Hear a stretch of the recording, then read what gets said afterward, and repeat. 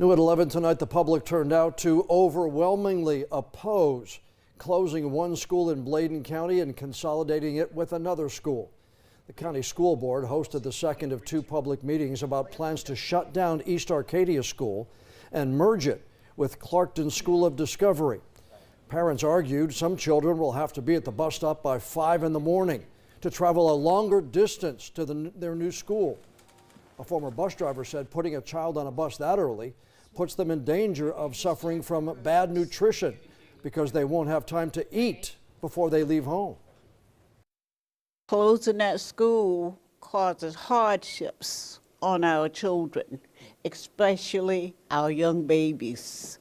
I feel that they are being set up to fail. The additional distance that they will have to travel will impact them negatively from a standpoint of learning and from a standpoint of their emotional and physical well-being.